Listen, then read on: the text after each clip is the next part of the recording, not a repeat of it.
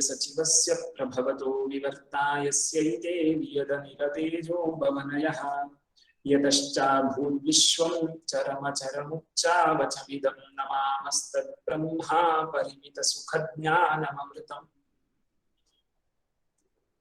समन्वयाधिकरणस्य प्रथमवर्णकस्य पूर्वपक्षः अस्माभिः ह्यः विस्तरेण दृष्टः। सिद्धान्तस्य आरम्भश्च कृतः। तत्तु समन्वयात् इति सूत्रस्थपदानां भामतीरीत्या अर्थोऽपि दृष्टः। किञ्चित् स्मारयितुम् इच्छामि। अत्र पूर्वपक्षः कः आसीत् इत्युक्ते, यदि नित्यशुद्धबुद्धमुक्तस्वभावम् उपेक्षणीयं भूतं ब्रह्म वेदान्ताः बोधयन्ति, तर्हि वेदान्तानाम् अनुवादकत्वेन अप्रामाण्यं स्यात्, अप्रयोजनत्वं च स्यात् इति पूर्वपक्षः आसीत्। अतः प्रामाण्य संरक्षणाय किं क्रियताम्? क्रियापरत्वं वेदान्तानां बोध्यताम्। क्रियापरत्वं कथं बोधनीयम् इत्युक्ते, क्रियापेक्षितकर्तृस्वरूपं प्रतिपादयन्ति वेदान्ताः इति वा उच्यताम्। देवतासमर्पकत्वं वा वेदान्तानामस्तु इति द्वेधा गतिः। यदि तु अस्मिन् पक्षे अरुचिः वर्तते, तर्हि सन्निहितानि यानि उपासनानि सन्ति तदङ्गत्वं ब्रह्मणः भवतु। उपासनाङ्गत्वेन ब्रह्म वेदान्तैः बोध्यते इति वा स्वीक्रियताम्। इत्थं मार्गद्वयं भवतां निकटे वर्तते, येन च वेदान्तानां प्रामाण्यं भवितुम् अर्हति इति पूर्वपक्षिणाम् आशयः आसीत्। सिद्धान्तिभिः तु तादृशः एकः प्रकारः निरूपणीयः वर्तते, यं प्रकारम् आश्रित्य क्रियापरत्वं विनैव वेदान्तानां प्रामाण्यं भवितुम् अर्हति।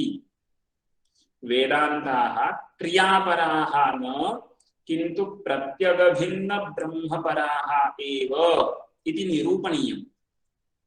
तदर्थं किम् उपपादनीयम् अस्ति इत्युक्ते, वेदान्तवाक्यानां कुत्र तात्पर्यम् इति निर्धारणीयम् अस्ति।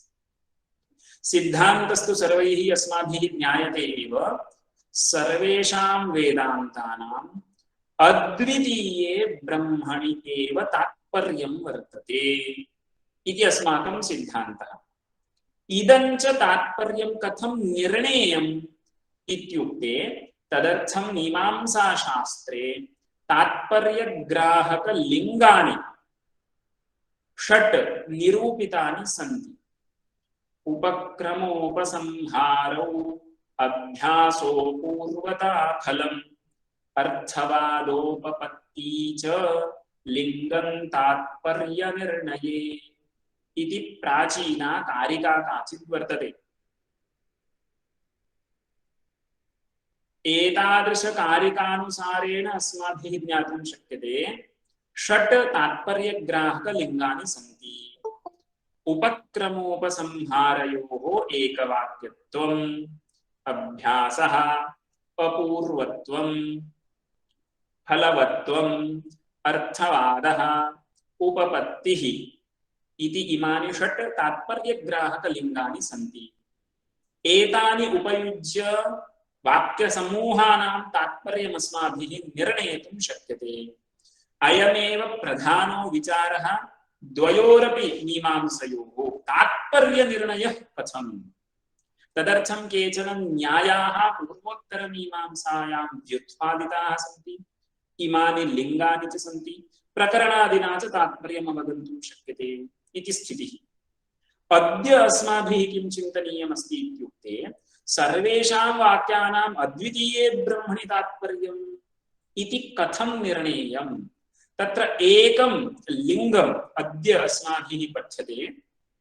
यद्यपि 6 लिङ्गानि अद्वितीये ब्रह्मणि तात्पर्यं वर्तते इति बोधयितुं सन्ति, तथापि भामतीम् अनुसृत्य यदा वयम् अग्रे गच्छामः, तर्हि अद्य केवलम् अयं भागः आयाति एकं लिङ्गम् उपजीव्य तात्पर्यनिर्णयः कथम् इति किञ्चित् आलोच्यते। पश्यन्तु, तदर्थम् आदौ अस्माभिः उदाहरणं ज्ञातव्यमस्ति। मीमांसकानाम् उदाहरणं ज्ञातव्यम्। उपक्रमोपसंहारयोः एकवाक्यत्वम्, उपक्रमे यादृशः अर्थः बोधितः तादृशः अर्थः उपसंहारेऽपि बोधितः चेत् अवश्यं तत्र तात्पर्यं वर्तते इति निर्णेतुं शक्यम्। उपक्रमोपसंहाराभ्याम् एकवाक्यता निर्णेतुं शक्यते। सर्वस्यापि वाक्यसमूहस्य एकस्मिन् कस्मिंश्चिदर्थे तात्पर्यं निर्धारयितुं शक्यते इति बोधयितुं मीमांसकानाम् एकं दृष्टान्तं प्रथमतः पश्यामः। श्रद्धया श्रूयतां सरलः विचारः अस्ति। तत्र दर्शपूर्णमासप्रकरणे 6 यागाः निरूपिताः सन्ति इति अस्माभिः प्रायः पूर्वं श्रुतम् अस्ति। इदानीं तत्रत्य यागद्वयं स्वीकृत्य मया विचारः क्रियते। आग्नेयः, अग्निशोमीयः इति यागद्वयं वर्तते। उभयत्र अपि पुरोडाशः द्रव्यत्वेन विहितः अस्ति। तर्हि यागद्वयम् अपि कीदृशम् इत्युक्ते पुरोडाशद्रव्यकम्। पुरोडाशः द्रव्यं यस्य यागस्य सः यागः पुरोडाशद्रव्यकः। प्रकृते अस्माकं यागद्वयं वर्तते खलु, यागद्वयम् अपि पुरोडाशद्रव्यकं वर्तते इति स्थितिः। पश्यन्तु, द्वयोरपि अनुष्ठानम् अव्यवधानेन क्रियते चेत् कश्चित् दोषो भवति इति श्रुतिः वदति। एतादृशी श्रुतिः अस्ति, जामिवा एतद्यज्ञस्य क्रियते यदन्वञ्चौ पुरोडाशौ। अत्र वाक्यसन्दर्भः आरब्धः। जामिवा एतद्यज्ञस्य क्रियते यदन्वञ्चौ पुरोडाशौ। अन्वञ्चौ पुरोडाशौ इत्युक्ते अव्यवहितौ पुरोडाशौ। इदानीं पुरोडाशौ इत्यस्य पुरोडाशद्रव्यकौ यागौ इत्यर्थः। कोऽर्थः इत्युक्ते आग्नेययागः अग्निशोमीयः यागश्च एतद्यागद्वयम् अव्यवधानेन अनुष्ठीयते चेत् जामिता इति कश्चित् दोषो भवति। जामिवा एतद्यज्ञस्य क्रियते यदन्वञ्चौ अव्यवधानेन क्रियमाणम् अव्यवहितौ पुरोडाशौ पुरोडाशयागौ इत्यर्थः। तर्हि इदानीं दोषं तत्र दोषः कश्चित् उपक्रमे अभिहितः वर्तते। जामिता इति कश्चित् दोषो भवति। यदि आग्नेय अग्निशोमीय यागयोः अव्यवधानेन अनुष्ठानं क्रियते तर्हि जामिता इति कश्चित् दोषो भवति। अतः एतादृशः दोषो माभूत्। एतदर्थं किं कर्तव्यम्? मध्ये किञ्चित् व्यवधानम् अपेक्षितम्। अव्यवधानेन अनुष्ठानं क्रियते चेत् खलु जामिता इति दोषो भवति। तर्हि सः दोषो माभूत्। सः दोषः वारणीयः चेत् किं क्रियताम्? मध्ये अन्यत् किञ्चित् अनुष्ठीयताम्। तेन किं भवति? द्वयोः अपि पुरोडाशयागयोः मध्ये व्यवधानमायाति। तर्हि जामिता इति दोषः न स्यात् इति स्थितिः। जामिवा एतद्यज्ञस्य क्रियते यदन्वञ्चौ पुरोडाशौ उपांशुयाजम् अन्तरायजति इति एकं वाक्यमस्ति। जामिता दोष परिहारार्थम् उपांशुयाजः तयोः मध्ये अनुष्ठेयः इति वाक्येन उच्यते। उपांशुयाजम् अन्तरा यजति इति वर्तते। इदानीं पश्यन्तु, द्वयोः पुरोडाशयागयोर्मध्ये यदि उपांशुयाजः अनुष्ठीयते तर्हि इदानीं व्यवधानमागतम्। अव्यवधानप्रयुक्तः जामिता दोषः इतः परं नास्ति। तर्हि एतादृशः कश्चित् वाक्यसन्दर्भः अस्ति इति मया आदौ सन्दर्भः स्पष्टीकृतः। इतः परं तस्य इतोपि तत्र का चर्चा किमत्र इतोपि चिन्तनीयमस्ति इति पश्यामः। इदानीं पूर्णं सन्दर्भं वदामि। वाक्यसमूहः कीदृशः अस्ति इति आदौ ज्ञातव्यं, येन च अस्माभिः इदम् अवगन्तुं शक्यते अत्र विचारसरणिः कीदृशी अस्ति। पश्यन्तु, जामिवा एतद्यज्ञस्य क्रियते यदन्वञ्चौ पुरोडाशौ उपांशु याजम् अन्तरायजति विष्णुरुपांशु यष्टव्यः अजामित्वाय प्रजापतिरुपांशु यष्टव्यः अजामित्वाय अग्निशोमीयौ उपांशु यष्टव्यौ अजामित्वाय इति समग्रोऽपि वाक्यसन्दर्भः। अत्र क्लेशः कः अस्ति इत्युक्ते मया सिद्धान्तः प्रथमतः उक्तः। इत्युक्ते पुरोडाशयागौ द्वौ अव्यवधानेन अनुष्ठीयेते चेत् जामिता इति कश्चित् दोषो भवति। तर्हि सः दोषो मा भूत् इत्येतदर्थं किं कर्तव्यम्? उपांशु याजमन्तरा यजति इति वाक्यविहितं कर्म तयोः मध्ये अन्तरा अनुष्ठेयम् इति सिद्धान्तः। किन्तु तत्र पूर्वपक्षः कीदृशः अस्ति इत्युक्ते उपांशु याजमन्तरा यजति इति वर्तमानापदेशः वर्तते, लट् लकारो वर्तते, विधिप्रत्ययः न अयम्। किन्तु अग्रिमं वाक्यं पश्यामः चेत् विष्णुः उपांशु यष्टव्यः अजामित्वाय प्रजापतिः उपांशु यष्टव्यः अजामित्वाय अग्निशोमीयौ उपांशु यष्टव्यौ अजामित्वाय त्रितव्यप्रत्ययः विध्यर्थकः तत्र श्रूयते। उपांशु याजमन्तरा यजति इत्यत्र यागविधानं स्वीक्रियतां वा विष्णुरूपांशु यष्टव्यः अजामित्वाय प्रजापतिरूपांशु यष्टव्यः अजामित्वाय अग्निशोमीयौ उपांशु यष्टव्यौ अजामित्वाय इत्यत्र यागविधिः स्वीकर्तव्यो वा इति किञ्चित् मीमांसकैः चर्चितं वर्तते। तत्र विध्यर्थकः प्रत्ययः कुत्र अस्ति? विष्णुरूपांशु यष्टव्यः यष्टव्यः तत्र विधिः श्रूयते। तर्हि तत्रैव कर्मविधिः स्वीकर्तुं शक्यते। उपांशु याजमन्तरा यजति इति वर्तमानापदेशः लट् लकारो वर्तते खलु, तत्र विधिः अस्ति इति कथं स्वीकर्तुं शक्यते? अतः पूर्वपक्षिणा उक्तं विष्णुरूपांशु यष्टव्यः इत्यादि वाक्यैः त्रीणि कर्माणि विधीयन्ते, तानि मध्ये अनुष्ठेयानि। तेन किं भवति? जामितादोषस्य परिहारो भवति। अजामित्वाय विष्णुः उपांशु यष्टव्यः अजामित्वाय। अत्र पश्यन्तु, उपक्रमे जामिता दोष संकीर्तनं कृतम्, उपसंहारे तु जामितायाः अभावः उच्यते। यत्र दोषाभिधानम् उपक्रमे वर्तते तत्रापि दोषाभावः एव विवक्षितः। यद्यपि जामिवा एतद्यज्ञस्य क्रियते इति दोषाभिधानं कृतं, किन्तु दोषः निन्दार्थं खलु उच्यमानः अस्ति। दोषः भवति इति बोधयितुं वाक्यं नागतं, दोषाभावः त्वया सम्पादनीयः अस्ति इति बोधयितुम् इदं वाक्यं।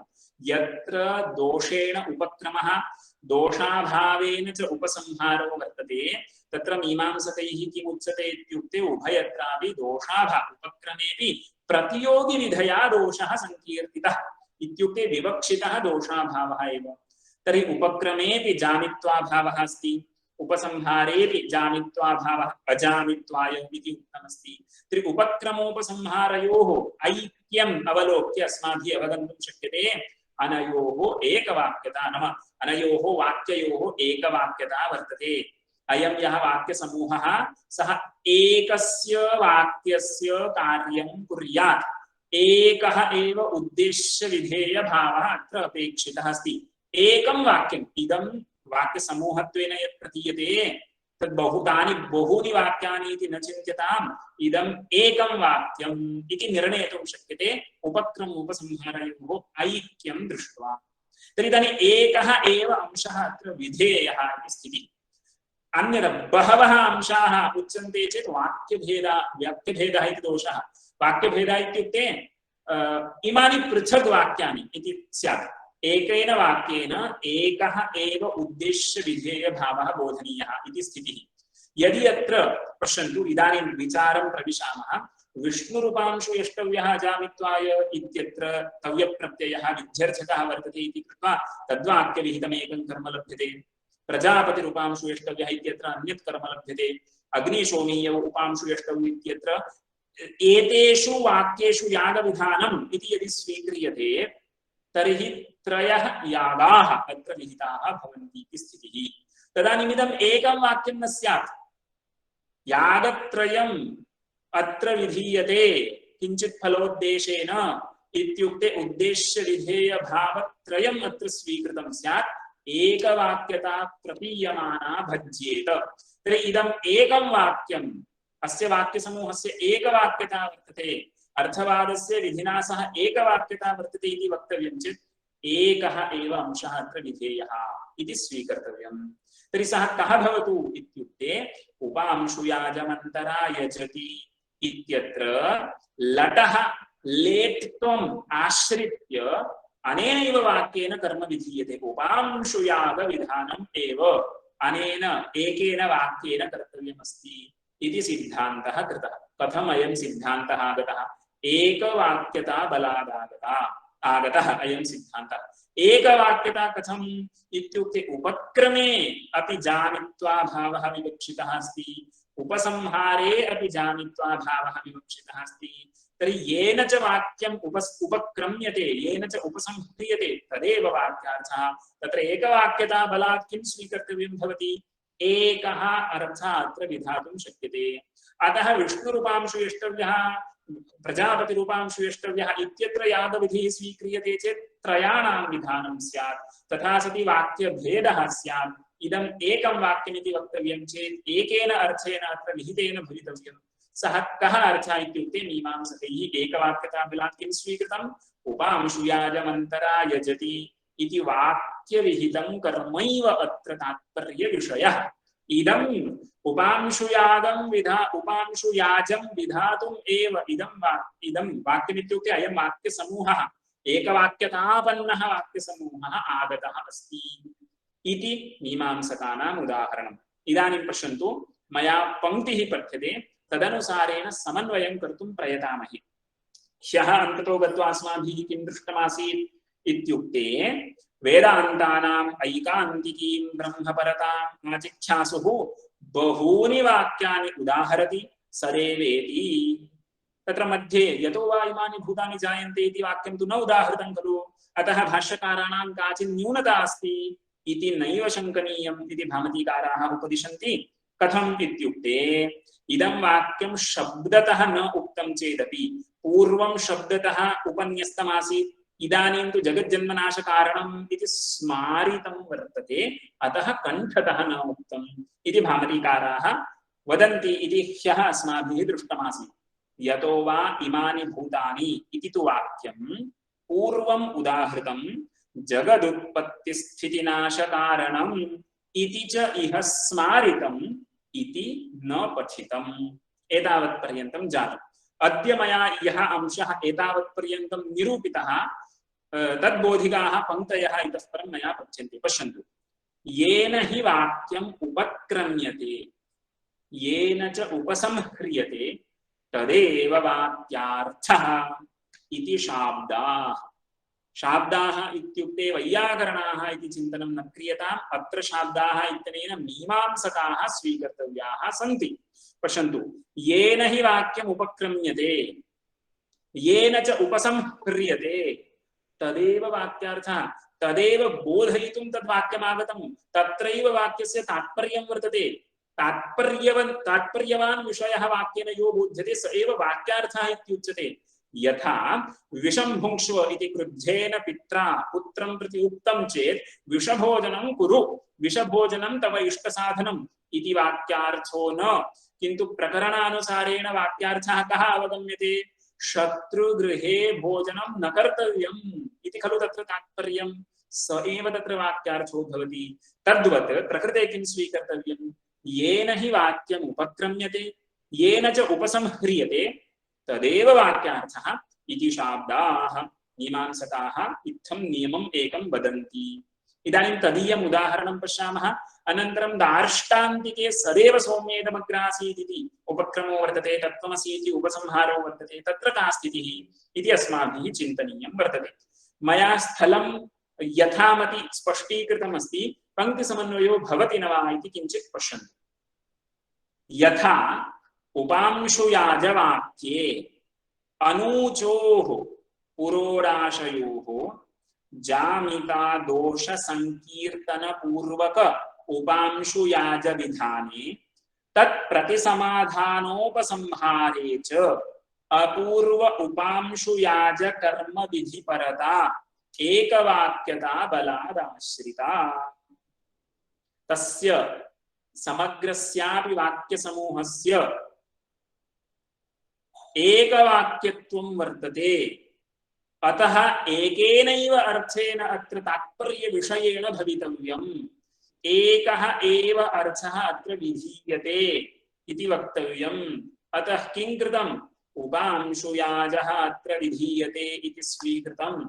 उपांशुयाजमन्तरा यजति इत्यत्र विधायकप्रत्ययः न श्रूयते खलु इति चेत् लटः लेट्स्त्वं स्वीकृत्य अर्थः वर्णितः। किमर्थम् इत्युक्ते एकवाक्यत्वं निर्णीतम्। उपक्रमोपसंहाराभ्याम् एकवाक्यत्वं निर्णीतमिति कृत्वा विष्णुरूपांशु यष्टव्यः इत्यादिषु त्रिषु वाक्येषु यागविधानं नाङ्गीकृतम्, किन्तु विधिस्वरूपाः अर्थवादास्ते इति निरूपितम्। उपांशुयाजमन्तरा यजति इति वाक्ये एव कर्मविधिः अङ्गीकृतः वर्तते एकवाक्यता बलात्। एकवाक्यता कथं निर्णीता? उपक्रमम् उपसंहारं च अवलोक्य येन हि वाक्यम् उपक्रम्यते येन च उपसंह्रियते तदेव वाक्यार्थः। तर्हि अजामित्व जामित्वाभावः दोषाभावः विवक्षितः। सः कदा स्यात्? अनूचोः पुरोडाशयोः अनुष्ठानं यदि क्रियते, अनूचोः तत्र अन्वत् शब्दः, अन्वङ् अन्वञ्चौ अन्वञ्चः, अनूचोः अव्यवहितयोः पूर्वोत्तरयोः मध्ये व्यवधानं विना यदि अनुष्ठानं क्रियते तर्हि जामिता दोषो भवति। अतः किं व्यवधानमपेक्षितम्? अव्यवधानेन अनुष्ठानं क्रियते चेत् दोषो भवति खलु। तर्हि दोषो न भवेत् चेत् मध्ये व्यवधानमपेक्षितम्। तदर्थम् एकः कश्चिदर्थः पर्याप्तः। त्रयाणां विधिः किमर्थं स्वीकर्तव्यः? एकः सः कः अर्थः इत्युक्ते उपांशुयाज कर्मविधिः तत्र अङ्गीकृतः वर्तते इति मीमांसकानां स्थलं। पश्यन्तु, पुनः पङ्क्तिं पठामि। पारिभाषिकानि पदानि कानिचित् सन्ति, महान् क्लेशः कोऽपि नास्ति। यथा उपांशुयाजवाक्ये इदानीं किं वाक्यं स्वीकर्तव्यम् इत्युक्ते कल्पतरुं पश्यन्ति चेत् अवगन्तुं शक्यते। जामिवा एतद्यज्ञस्य क्रियते यदन्वञ्चौ पुरोडाशौ उपांशुयाजमन्तरा यजति। विष्णुरूपांशुयष्टव्यः अजामित्वाय, प्रजापतिरूपांशु यष्टव्यः अजामित्वाय, अग्निशोमीयौ उपांशु यष्टव्यौ अजामित्वाय इति श्रूयते। अयं सर्वोऽपि वाक्यसमूहः स्वीकर्तव्यः।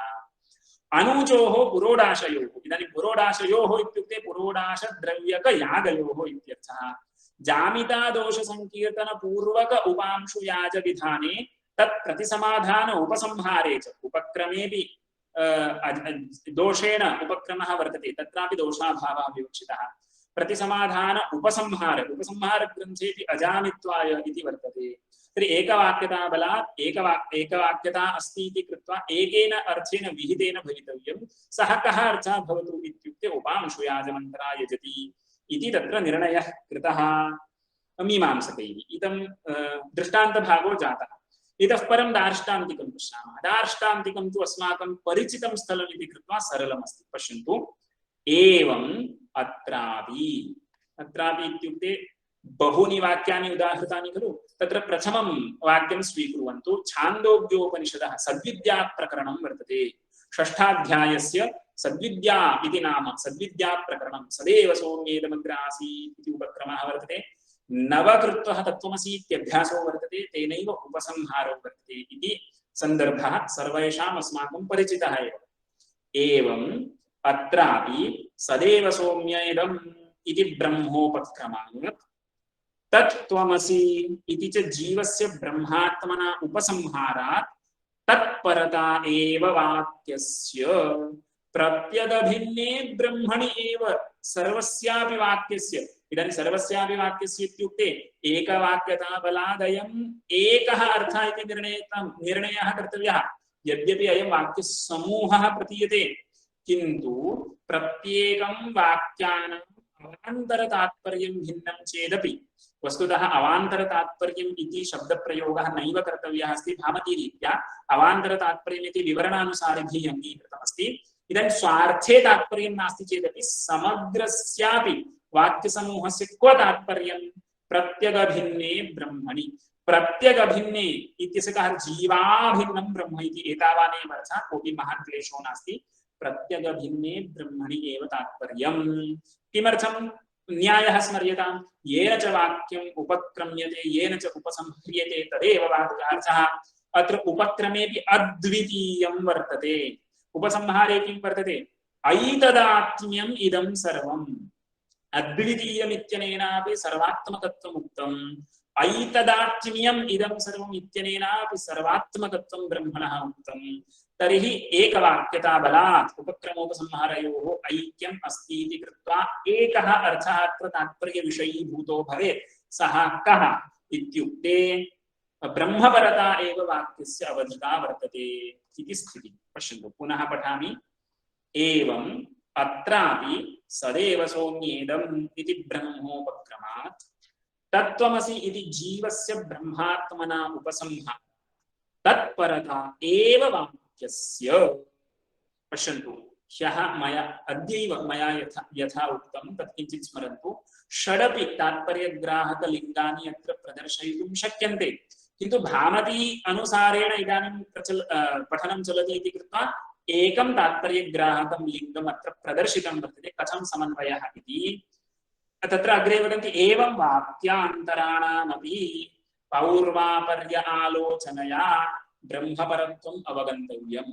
अत्र कः अर्थः इत्युक्ते यथा मया पूर्वमुक्तं सर्वासु शाखासु विद्यमानानि वाक्यानि भगवत्पादैः उल्लिखितानि आसन्।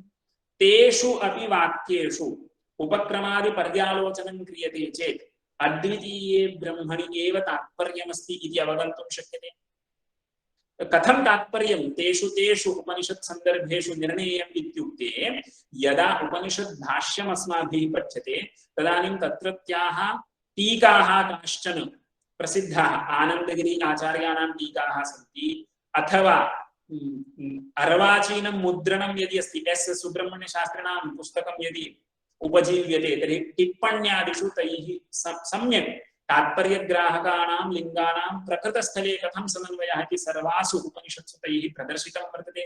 संक्षेपेण ज्ञातव्यं चेत् एकं लिङ्गम् उपक्रमोपसंहारयोः ऐक्यं वर्तते न वा इति एतत्तु अत्र कल्पतरौ अपि लिखितम्। ऐतरेयके उपक्रमः कीदृशः अस्ति, उपसंहारः कीदृशः अस्ति, बृहदारण्यके उपक्रमः कीदृशः अस्ति, उपसंहारः कीदृशः अस्ति, मुण्डकोपनिषदि उपक्रमः कः, उपसंहारः कथं तेषाम् एकवाक्यत्वं वर्तते, अतः ब्रह्मपरत्वं निश्चेतुं शक्यते इति कल्पतरुकारैः अपि दिङ्मात्रं प्रदर्शितं। विस्तरेण तु अन्यस्मिन् ग्रन्थे एव अस्माभिः तत् ज्ञातव्यं वर्तते। प्रकृते एतत् ज्ञातव्यं। यथा सदैव सौम्येदमग्रासीत् इत्यत्र ब्रह्मोपक्रमः वर्तते, तत्त्वमसि इत्यत्र जीवब्रह्म अभेदेन उपसंहारो वर्तते, अतः तत्परत्वं प्रत्यगभिन्न ब्रह्मपरत्वं वाक्यस्य अवसीयते। तद्वत् वाक्यान्तराणामपि तात्पर्यं निर्णीतुं शक्यते इति भामतीकारैः उच्यते। पश्यन्तु, एवं वाक्यान्तराणामपि पौर्वापर्य आलोचनया ब्रह्मपरत्वम् अवगन्तव्यम् इति जातम्। इदानीम् एवं यदा अस्माभिः तात्पर्यं निर्णीयते तात्पर्यग्राहकैः लिङ्गैः तत्परत्वं कस्यचित् वाक्यसन्दर्भस्य अस्माभिः ज्ञायते, तदानीं यत् नैव अवगन्तुं शक्यते तत्परत्वं वाक्यस्य स्वीक्रियतां वा। दृष्टे सति अदृष्टकल्पना अन्याय्या इति कश्चित् नियमः अस्ति। इदानीं तात्पर्यग्राहकैः लिङ्गैः एतेषां वाक्यसन्दर्भाणां ब्रह्मणि एव तात्पर्यं वर्तते इति यदा अस्माभिः दृष्टं, यदा अस्माभिः ज्ञातं, तदानीम् एतेषां वाक्यानां कर्तृपरत्वं भवतु देवतापरत्वं भवतु इति स्वीकर्तुं शक्यते वा। अन्याय्यं खलु आचरितं भवति, दृष्टे सम्भवति अदृष्टं नैव कल्पनीयम् इति उक्तं, तर्हि प्रकृते अपि तथैव क्रियताम् इति उच्यते अग्रिमया पङ्क्त्या। पश्यन्तु, न च तत्परत्वस्य दृष्टस्य सति सम्भवे अन्यपरता अदृष्टा युक्ता कल्पयितुम्। अन्यपरता अदृष्टा, तत्परत्वं दृष्टं। तत्परत्वम् इत्युक्ते प्रत्यगभिन्न ब्रह्मपरत्वं वेदान्तवाक्यानां दृष्टं। कथं दृष्टं? तात्पर्यग्राहकैः लिङ्गैः ज्ञातं। किं ज्ञातम्? अद्वितीय ब्रह्मपरत्वं वेदान्तवाक्यानां वर्तते इति। पूर्वपक्षिणां मनसि किं वर्तते? कर्तृस्वरूप प्रतिपादनपरत्वं, देवता प्रतिपादनपरत्वम् इति। इदं तु केनापि लिङ्गेन बोधितं वा? न बोधितं। तर्हि अदृष्टं तत् किमर्थं कल्पनीयम् इति आशयः। अन्यपरता अदृष्टा नैव कल्पयितुं युक्ता इति वाक्ये योजना वर्तते। पश्यन्तु, न च तत्परत्वस्य दृष्टस्य सति संभवे अन्यपरता अदृष्टा युक्ता कल्पयितुम् अतिप्रसंगात्। तदानीम् अतिप्रसंगो भवति तात्पर्यग्राहकैः लिङ्गैः एकस्मिन् अर्थे तात्पर्यं वर्तते इति निर्णीतं, किन्तु तदपि परित्यज्य अन्यदेव किञ्चित् अनेन वाक्येन बोधयितुम् इष्यते इति यदि मया स्वीक्रियते तर्हि सर्वत्रापि अतिप्रसंगः स्यात्। सैन्धवमानय इति मया उक्तम्। तत्र युद्धप्रकरणे सैन्धवमानय इति उच्यते चेत् सैन्धवपदस्य अश्वः इत्यर्थः। भोजनप्रकरणे सैन्धवमानय इत्युक्ते लवणानयने तात्पर्यं वर्तते इति अवगम्यते। किन्तु एवं प्रकरणादिना मया तात्पर्यं निर्णीतेऽपि तात्पर्ये अन्यपरत्वं मया वाक्यस्य स्वीक्रियते चेत् अतिप्रसंगो भवेत् खलु। भोजनसन्दर्भे सैन्धवमानय इति वाक्यं मया उक्तं, तत्काले कश्चित् अश्वमानयति, तदानीम् अतिप्रसंगो अस्ति। तद्वत् प्रकृतेऽपि तात्पर्यग्राहकैः लिङ्गैः अद्वितीये ब्रह्मणि तात्पर्यं दृष्टं निर्णीतं चेत् अन्यपरत्वं तेषां वाक्यानां नैव कल्पयितुम् उचितं भवति, अतिप्रसंगः स्यात् इति आशयः। न च तत्परत्वस्य दृष्टस्य सति संभवे अन्यपरता अदृष्टा युक्ता कल्पयितुम् अतिप्रसंगात्। अस्तु, अतिप्रसंगः इति एको दोषः, अन्योपि दोषः अस्ति। कः दोषः इत्युक्ते अग्रे वदन्ति, पश्यन्तु। न केवलं कर्तृपरता तेषाम् अदृष्टा अनुपपन्ना च वेदान्तवाक्यानां कर्तृपरत्वं भवतु इति पूर्वपक्षः। इदं तु नैव दृष्टम् इत्युक्ते तात्पर्यग्राहकैः लिङ्गैः न ज्ञातुं शक्यते खलु। कर्तृपरत्वं भवतु इत्यत्र एतद् बोधयितुं प्रमाणं नास्ति खलु इति एकं जातम्, अदृष्टं। किञ्च अनुपपन्ना वेदान्तवाक्यानां कर्तृपरत्वम् अनुपपन्नम् इत्युक्ते न उपपद्यते, विपरीतं मानमस्ति। वेदान्तवाक्यानां कर्तृपरत्वं नास्ति इत्यत्र मानमस्ति इति वदामः। अतः तत्र अनुपपत्तिरपि वर्तते इति सम्यक् ज्ञातव्यम्। पश्यन्तु, पूर्वपक्षिणा किम् अदृष्टं कल्प्यते? कर्तृपरत्वं वा भवतु देवतापरत्वं वा भवतु इति उक्तं, किन्तु अत्र अनुपपत्तिः का वर्तते इत्युक्ते भाष्यकाराः वदन्ति, एतादृशम् आत्मानं यो जानाति तस्य कर्मणि अधिकारः एव नास्ति। अकर्तृ अभोक्तृ आत्मानं यो जानाति, अकर्तारम् अभोक्तारं च आत्मानं यो जानाति, एतादृशे आत्मनि ज्ञाते सति क्रिया नैव संभवति, कर्तृत्वाध्यासः एव नास्ति, कर्मसु श्राद्धः खलु अधिक्रियते। इदानीं प्रकृते अस्य कर्तृत्वाभिमानः एव नास्ति चेत् कथं सः कर्मणि अधिक्रियेत? तत्र ईशावास्योपनिषद्भाष्यादौ भगवत्पादैः इदमुक्तमस्ति, एते मन्त्राः कर्मसु अविनियुक्ताः। किमर्थं? तेषाम् अकर्मशेषस्य आत्मनः याथात्म्यप्रकाशकत्वात्। तदत्र स्मर्तव्यं। सा एव युक्तिः अत्र भगवत्पादैः पुनरपि निर्दिष्टा वर्तते। पश्यन्तु, न केवलं कर्तृपरता तेषाम् अदृष्टा अनुपपन्ना च इत्याह न च तेषाम् इति। पश्यन्तु, मूले पङ्क्तिः का अस्ति? न च तेषां कर्तृस्वरूप प्रतिपादन परता अवसीयेत तत्केनकं पश्येत् इत्यादि क्रियाकारक फल निराकरण श्रुतेः। तादृशे आत्मनि ज्ञाते सति क्रिया अपि नास्ति, कर्म अपि नास्ति, तस्य फलमपि नास्ति इति सर्वं निराकृतं। तत् केनकं पश्येत्, केनकं जिघ्रेत्, केनकं विजानीयात् इति अस्माभिः ज्ञायते। अतः तत्र अनुपपत्तिरपि अस्ति, कर्मपरत्वं नास्ति, कर्तृस्वरूपबोधनं न क्रियते वेदान्तैः इति जातम्। इतः परं पश्यन्तु, मूले किं वर्तते? न च परिनिष्ठितवस्तुस्वरूपत्वेपि प्रत्यक्षादिविषयत्वं ब्रह्मणः इति भाष्यमस्ति। इतः परम् एकः वाक्यार्थः आरभ्यते। सम्यक् विचारः कृतः अस्ति, स्पष्टं यथा स्यात् तथा भामतीकारैः निरूपितमस्ति। कश्चित् क्लेशः अपि अनुभूयेत, किन्तु अहं प्रयत्नं करोमि सम्यक् बोधयितुम्। सापेक्षत्वेन अप्रामाण्यं पूर्वपक्षबीजं दूषयति, न च परिनिष्ठितवस्तुस्वरूपत्वेपि इति। पश्यन्तु, वेदान्तानाम् अप्रामाण्यं स्यात् इति पूर्वपक्षिणा उक्तमासीत्। तत्र का युक्तिः तेन उक्ता आसीत् इति किञ्चित् स्मरन्तु। वेदान्तैः यदि सिद्धं भूतं ब्रह्म बोध्यते तर्हि सापेक्षत्वेन अप्रामाण्यं स्यात्। अनुवादकत्वं स्यात् इति उक्तं किल। अनुवादकत्वं स्यात् इत्यस्य कः आशयः? सापेक्षत्वेन अप्रामाण्यम् इति आशयः। तत्र तेन कः नियमः स्वीकृतः आसीत्? भूतं वस्तु प्रमाणान्तरस्य विषयो भवति। वेदान्ताः यदि भूतं ब्रह्म बोधयन्ति तर्हि प्रमाणान्तरेण गृहीतम् एव अर्थं बोधयन्ति। लौकिकवाक्येषु तथैव दृष्टं वर्तते।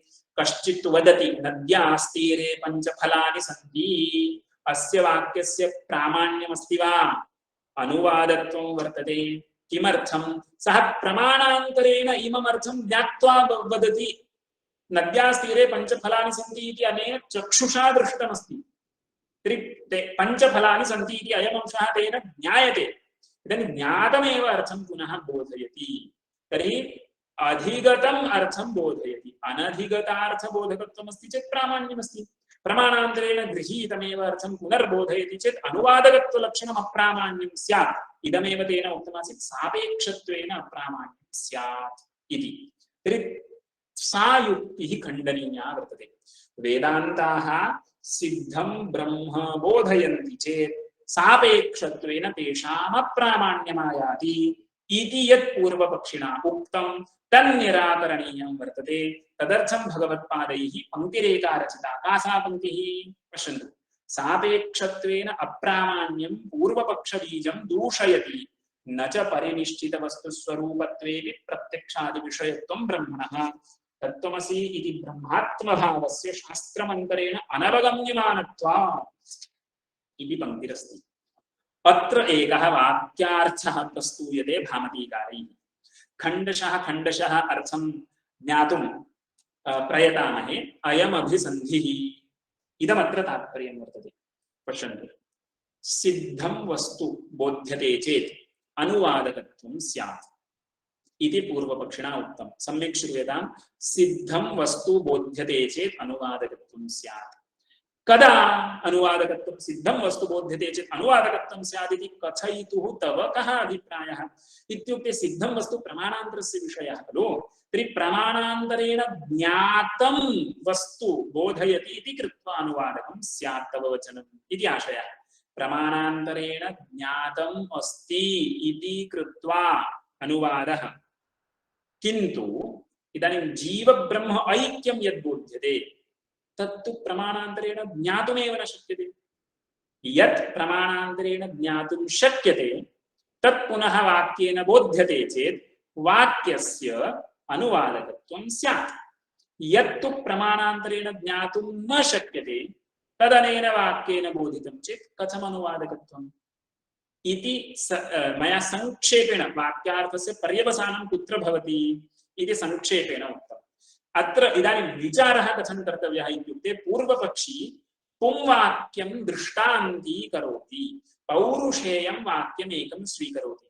सिद्धबोधकं सिद्धवस्तुबोधकं पौरुषेयं वाक्यम् एकं दृष्टान्ततया स्वीकृत्य स्वकीयम् अर्थम् उपपादयितुम् इच्छति। तस्य खण्डनम् अस्माभिः कर्तव्यम् अस्ति। पश्यन्तु। तदीयः अनुमानप्रयोगः कीदृशः स्यात् अथवा व्याप्तिः नियमः कीदृशः स्यात्? वेदान्ताः यदि सिद्धवस्तुपराः तर्हि मानान्तरसापेक्षाः स्युः पुंवाक्यवत् इति तेन अनुमानप्रयोगः क्रियते। इदानीं तस्य खण्डनम् अस्माभिः कर्तव्यमस्ति। तदर्थं विकल्प्य दूषणं कुर्वन्ति भामतीकाराः। विकल्प्य दूषणम् अस्माभिः प्रप्रथमं श्रूयते इति नास्ति। एतावत्पर्यन्तं बहुवारं श्रुतमस्ति। किञ्चित् पश्यामः। अयमभिसन्धिः। भामतीं पठामि अहम्। अयमभिसन्धिः इदं तात्पर्यं। किं तात्पर्यं? पुंवाक्यनिदर्शनेन हि भूतार्थतया वेदान्तानां सापेक्षत्वम् आशङ्क्यते। पूर्वपक्षिणा वेदान्तानाम् अनुवादकत्वम् उच्यते। कथम् इत्युक्ते वेदान्तानां सापेक्षत्वेन। तत्र निदर्शनं किं? पुंवाक्यं। निदर्शनम् इत्युक्ते दृष्टान्तः, उदाहरणं।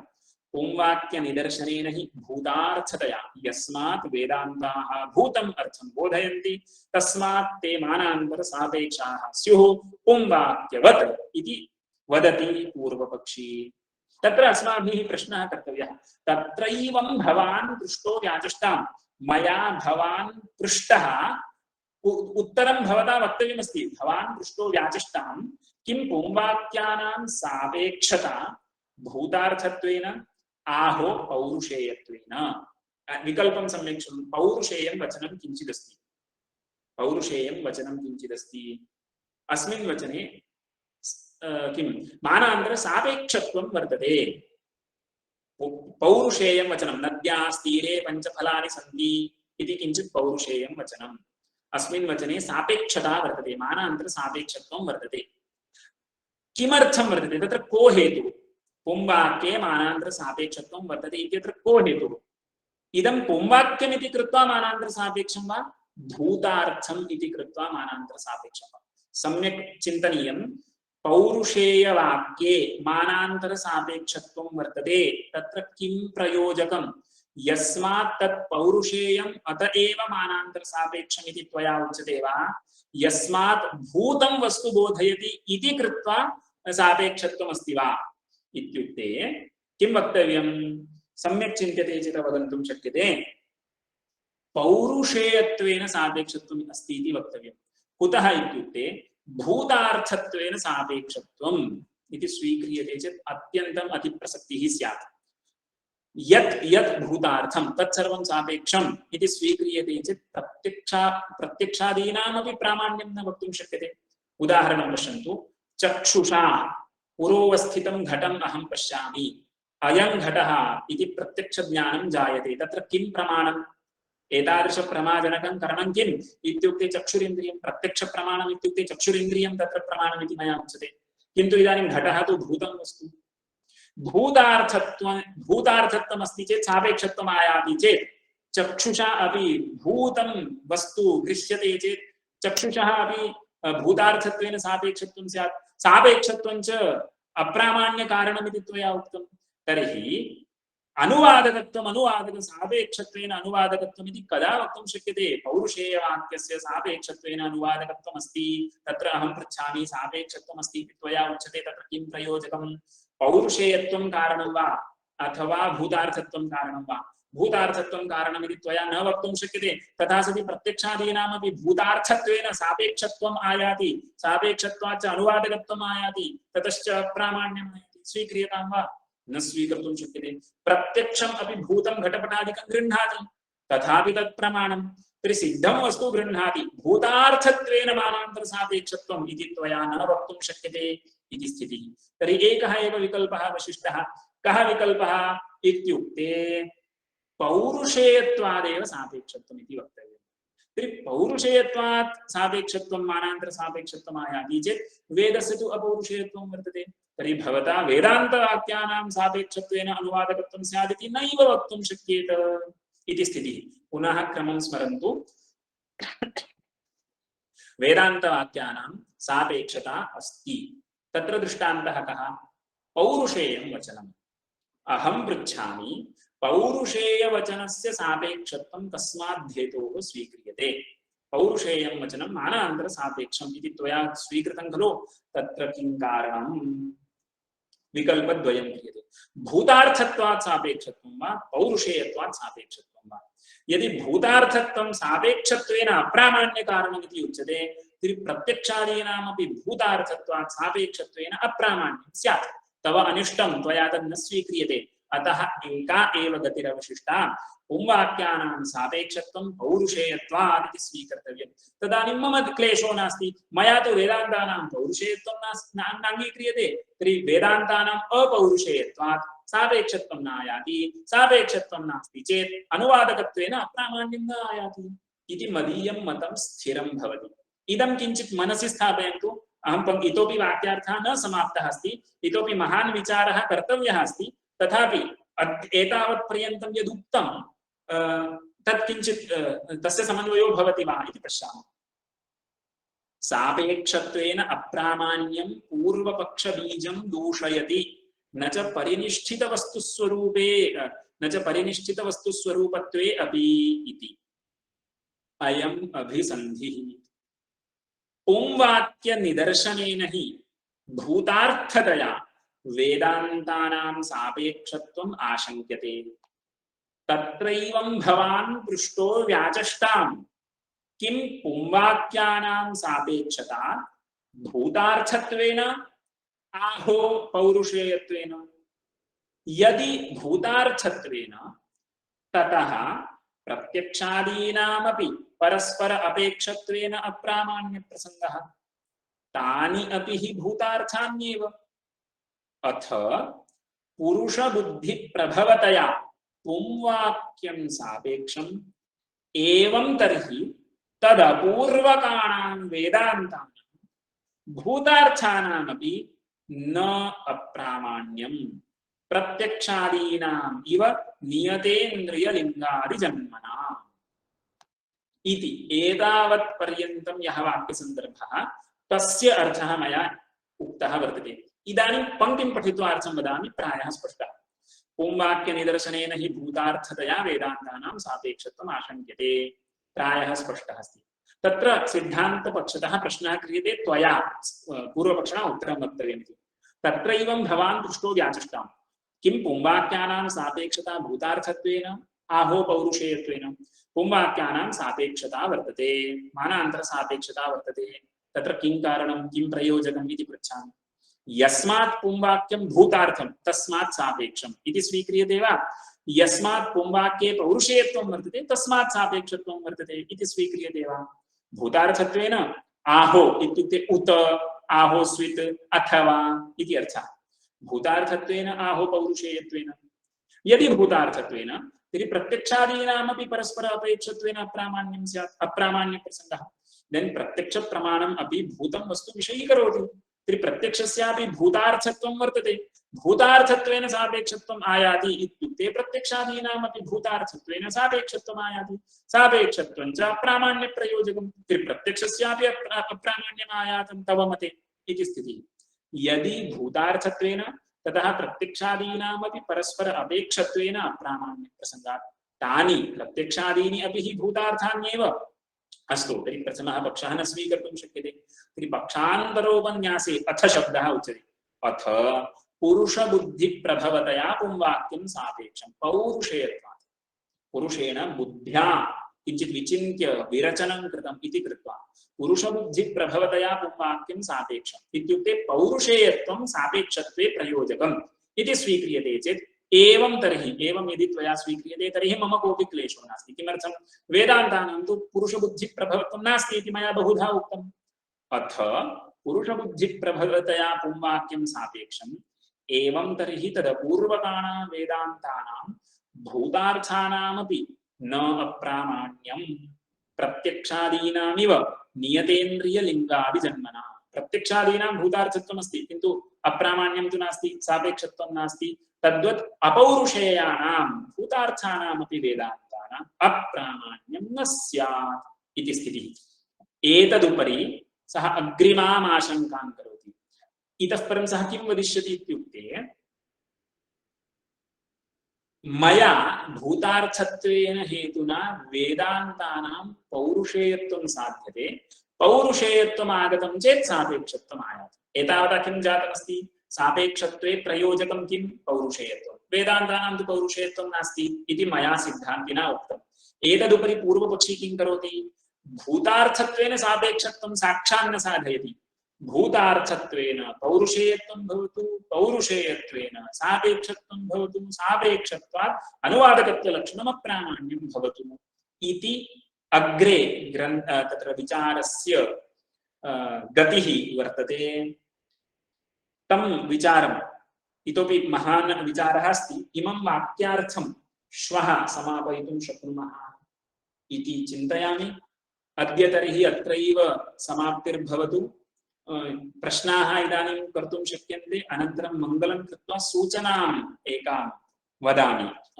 यदि प्रश्नाः सन्ति तर्हि अवश्यं पृच्छन्तु इति निवेदनम्। आचार्यः नमो नमः। नमस्ते। तत्र या कारिका वर्तते उपक्रमोपसंहारौ इति अपूर्वताफलमिति, इयं कारिका वस्तुतः कुत्र लभ्यते?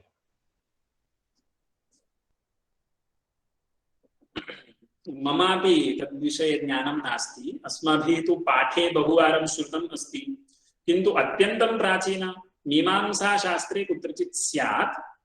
अहम् अपि अन्वेषणार्थं प्रयत्नं करोमि। भवन्तः अपि केचित् जानन्ति चेत् अवश्यं वक्तुं शक्नुवन्ति। नाम साक्षात् रेफरेन्स् कुत्रत्या इयं कारिका इति तु न ज्ञायते। अस्तु वा? अस्तु आचार्य, अस्तु अस्तु।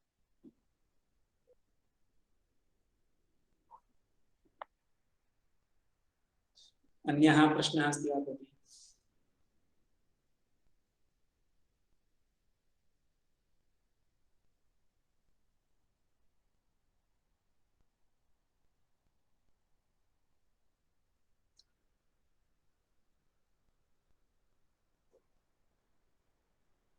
बहु क्लिष्टमासीत् वा अद्य?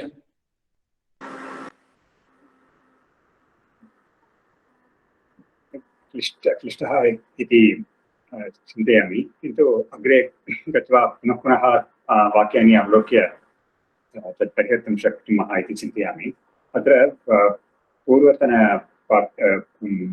पृष्ठे एकत्र मुद्रदोषमस्ति इति दोषः अस्ति इति चिन्तयामि। तत्र पश्यन्तु, पेज् नम्बर् 103 तत्र मध्ये तत् प्रतिसमाधाने इति एवमेव सम्यक्। केषुचित् पुस्तकेषु मुद्रणदोषः अस्ति, प्रतिसमाधानोपसंहारे इति भवेत्। तत्पूर्वम् अधिकः शब्दः तत्र। अहं वाक्यं पठामि। अनूचोः इत्यत्रापि किञ्चित् अनूचोः इति पदं भवेत्। यथा उपांशुयाजवाक्ये अनूचोः पुरोडाशयोः जामिता दोष संकीर्तन पूर्वक उपांशुयाज विधाने तत् प्रतिसमाधान उपसंहारे च इति समीचीनं वाक्यम्। आचार्यः इतोपि एकमस्ति। अयं यः उपांशुयाजः वर्तते तत् किं दर्शपूर्णमासस्य अङ्गं भवति वा? यथा अग्निशोमयः अग्नयः तथा भवति वा? तत्र अग्निशोमयः आग्नेयः एते तु प्रधानयागाः सर्वे। इमानि अङ्गानि न, 6 यागाः प्रधानयागाः एव। अत्र उपांशुयागः तु अङ्गं भवति। तर्हि 6 प्रधानयागेषु उपांशुयागः नास्ति? नास्ति। नाम उपांशुयाजमन्तरा यजति इति वाक्यविहितं कर्म 6 प्रधानेषु नास्ति। अस्तु, धन्यवादः। अस्तु, तर्हि अद्य समापयामः। अहं मङ्गलं करोमि, अनन्तरं सूचनामेकां वदामि। अनिर्वाच्या विद्या द्वितयसचिवस्य प्रभवतो विवर्ता यस्यैते वियदनिलतेजो भवनयः यतश्चाभूद्विश्वं चरमचरमुच्चावचमिदं नमामस्तद्ब्रह्मा परिमितसुखज्ञानमृतम्।